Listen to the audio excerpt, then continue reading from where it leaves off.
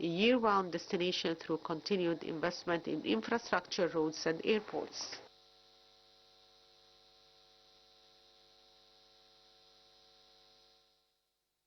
And to shed more light on the tourism in Egypt, the development of the tourism sector and the flow of tourists in the summer season, we are very much delighted to be joined over the phone by our very prominent guest, Dr. Yomna Salama, our tourism and tourism expert and tour guide. Dr. Yomna, good afternoon to you. Good afternoon. How are you? I'm fine, thank you so much. Thank you so much for joining us. Dr. Yomna, of course, the summer season started. We have a very special beach tourism in Egypt, both in the North Coast, in the Red Sea as well. How do you evaluate the flow of tourists, especially for beach tourism in Egypt in the summer season? Well, Egypt is blessed with beautiful coastlines on the Mediterranean Sea, as well as the Red Sea and Sinai, of course. And those are popular destinations for beach tourism and summer holidays, especially for a lot of nationalities that they are in love with the water sports, such as diving and snorkeling and other water sports. So they like to come to those destinations, as we have one of the top and most famous destinations for scuba diving and snorkeling in the Red Sea and Sinai. Dr. Yomna, of course, the presence now of the new El Alamein city, and of course the new airport in the new El Alamein city as well, is of course contributing to a great extent to increasing the number of tourists visiting the North Coast in particular, and of course maybe Alexandria as well. So how do you see the impact of the establishment of a new El Alamein city and the airport there?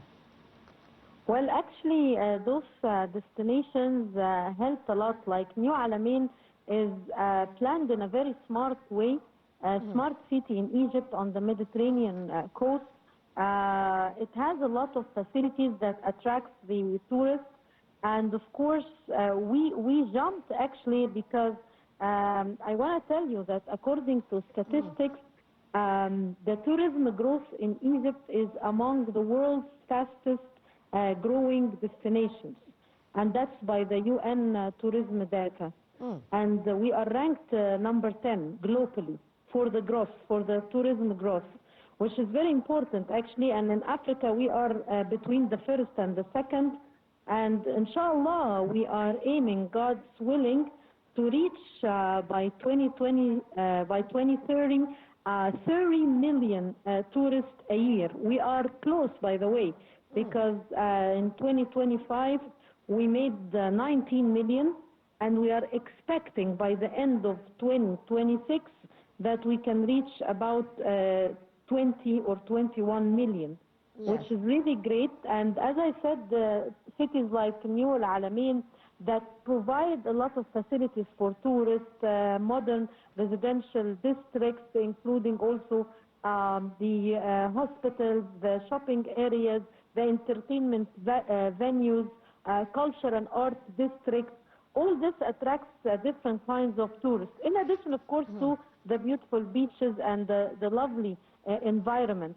And today, the New Alamein expands with also housing and hotels and public facilities, not just for the external tourism, but also for internal tourism, also for Egyptians, people from the Arab countries, from the Gulf countries.